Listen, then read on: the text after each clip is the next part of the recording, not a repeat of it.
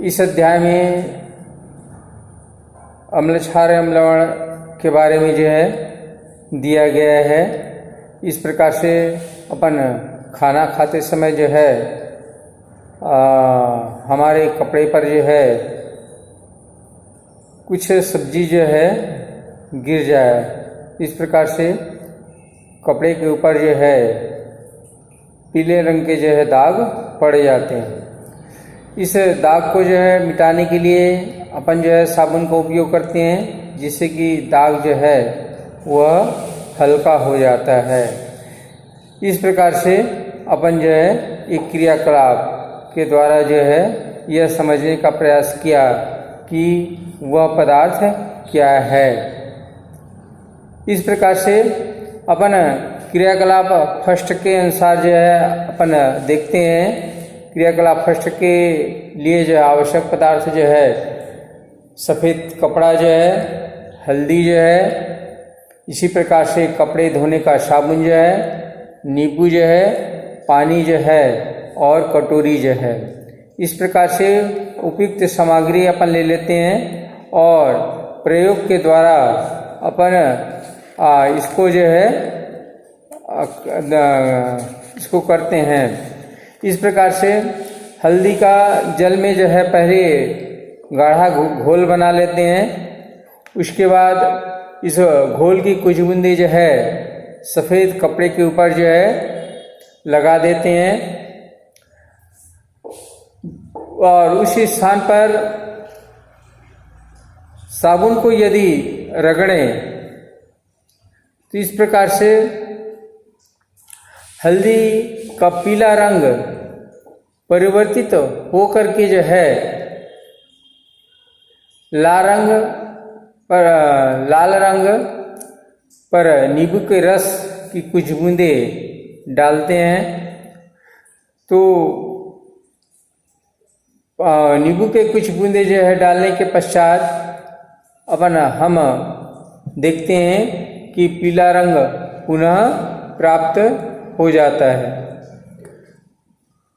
जो यह दर्शाता है कि नींबू में ऐसा गुण पाए जाते हैं जो साबुन के प्रभाव को समाप्त कर देता है।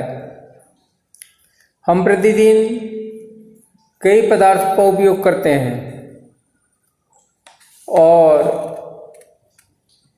जिनमें ऐसा विपरीत गुण पाया जाता है, जो पदार्थों की इस प्रकृति की पहचान लिटमस पेपर द्वारा की जाती है। इस प्रकार से क्रियाकलाप दूसरा में अपन देखते हैं।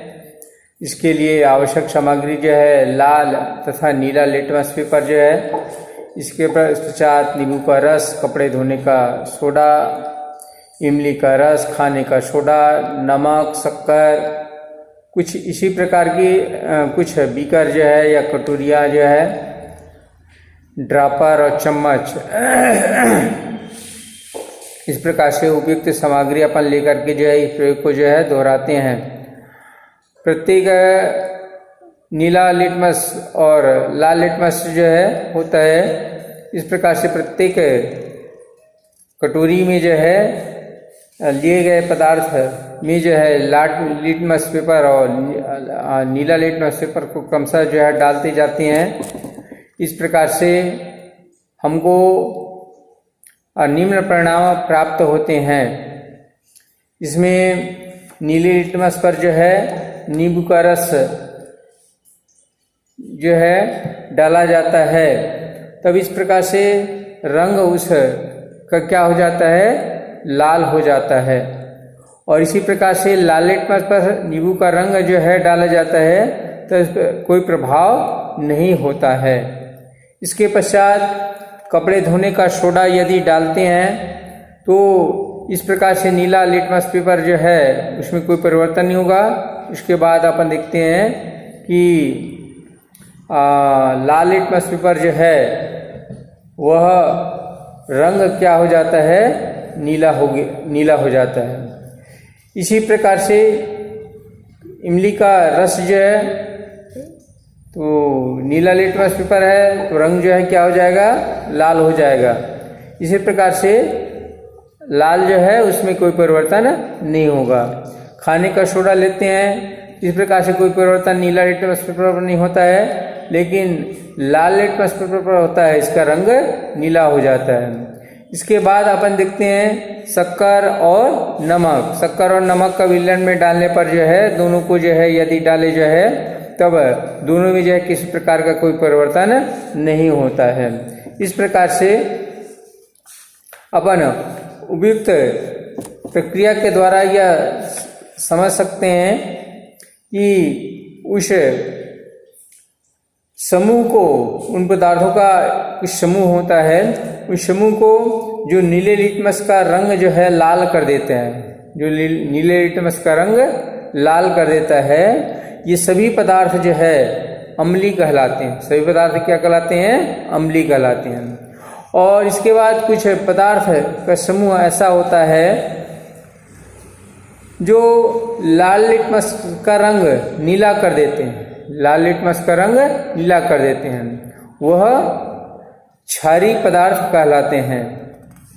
और कुछ ऐसे पदार्थ होते हैं जिसका प्रभाव जो है उस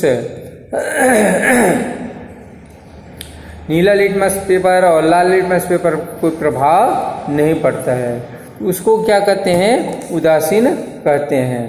इस प्रकार से अपन दूसरा जाते हैं सूचक जो है रंग परिवर्तित अम्लीय या क्षारीय माध्यम की सूचना देने वाले पदार्थ को सूचक कहते हैं। रंग परिवर्तित कर अम्लीय या क्षारीय माध्यम की सूचना देने वाले पदार्थों को सूचक कहते हैं। लिटमस के अतिरिक्त मिथाइल ऑरेंज है सूचक के रूप में, इसी प्रकार फिनाप्थिलीन है सूचक के रूप में जो है। इस प्रकार से मिथाइल ऑरेंज जो है अम्लों के साथ नारंगी रंग देते हैं, जबकि क्षारकों के साथ पीला रंग देते हैं। इसके बाद फिनाप्थिलीन जो है अम्लीय विलयन में रंगहीन हो रहता है, जबकि क्षारीय विलयन में इसका रंग गुलाबी हो जाता है। अम्ल एवं क्षार को पहचानने की सूचकों के द्वारा तो हमने कर ली जो है, इसके कुछ और गुण भी देखे जा सकते हैं। आइए फूलों के रंगों के द्वारा सूचक बनाया जाए जो है। गुड़हल के क्रियाकलाप में 3 में अपन देखते हैं। गुड़हल के फूल लेते हैं, बीकर लेते हैं, परख नली लेते हैं, गर्म जल, ड्रापर, अम्लीय और क्षारीय पदार्थ। इस प्रकार से गुड़हल के फूलों के कुछ पंखुड़ियों को एकत्र करके जो है उन्हें किसी बीकर में रखे, इसमें थोड़ा सा गर्म जल डालते हैं और उसको ऐसे ही रहने देते हैं। कुछ समय पश्चात अपन देखते हैं फूलों का रंग जो है वह पानी में घुल जाता है और इस प्रकार से हमको एक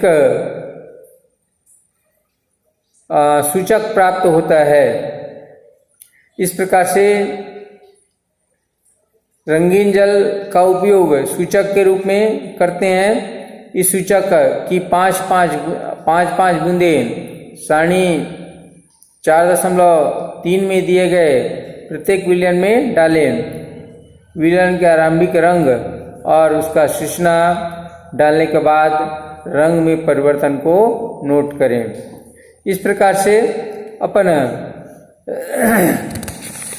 सूचक के रूप में जो है फूल के रंग का उपयोग करते हैं। उपयोग करने के पश्चात अपन को जो है खाने का सोडा जो है इसका अंतिम रंग हरा हो जाता है और नींबू का रस जो है इसका अंतिम रंग जो है वह गहरा गुलाबी हो जाता है।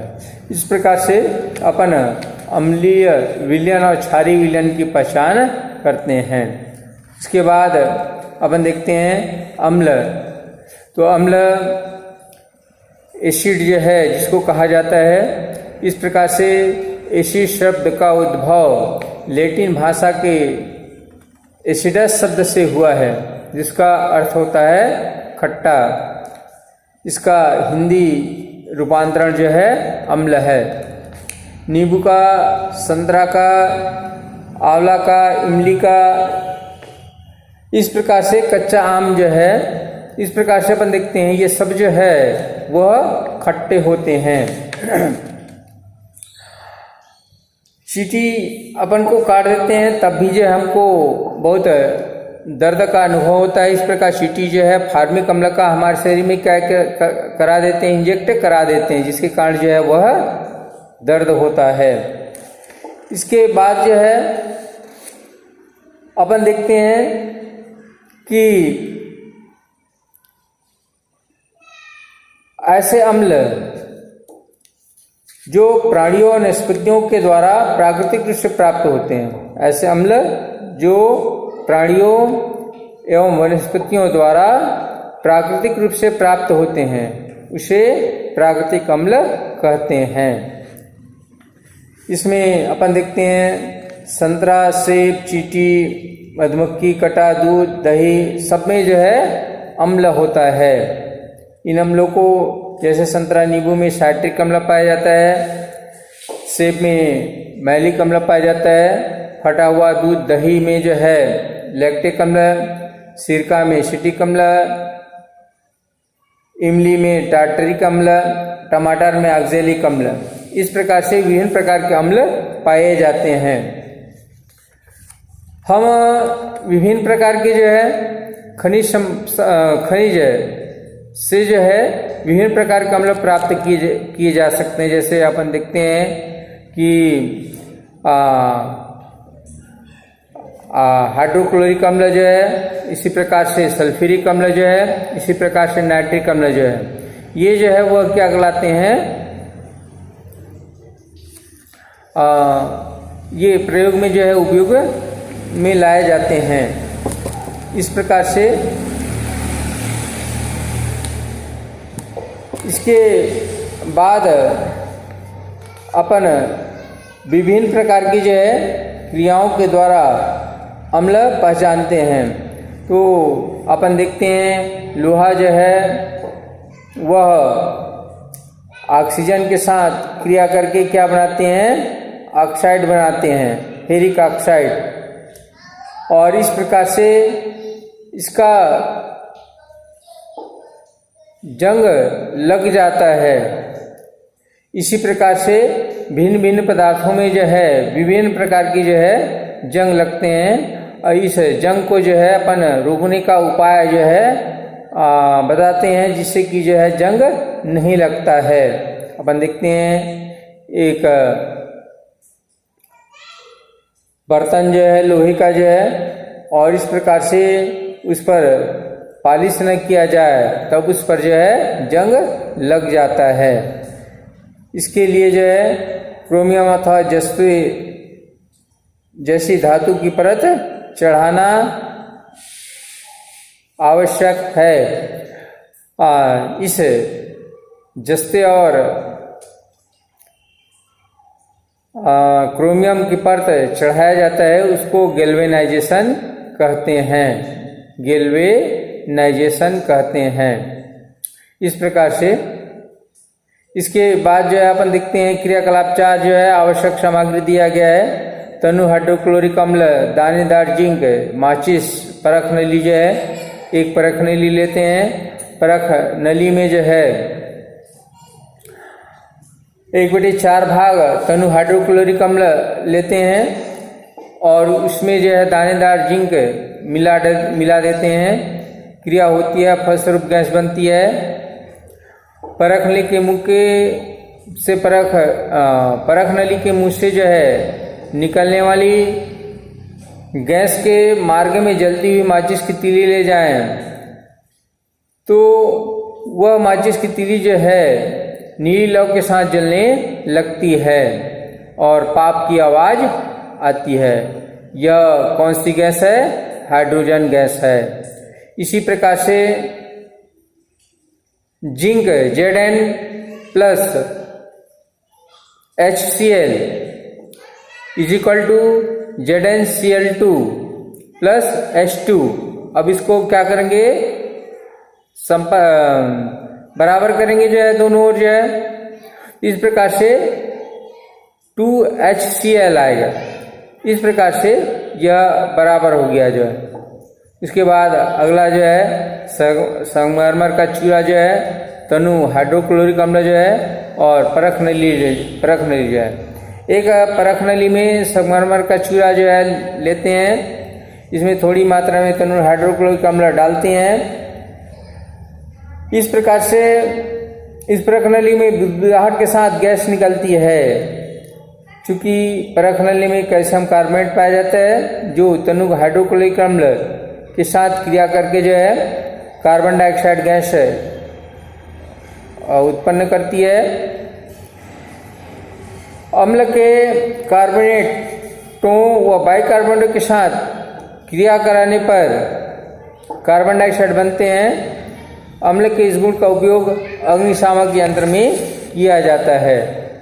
इस प्रकार से इसका सूत्र जो है कैल्शियम कार्बोनेट जो है प्लस 2HCl जो है is equal to calcium chloride जो है और पानी जो है और कार्बन डाइऑक्साइड जो है। इस प्रकार से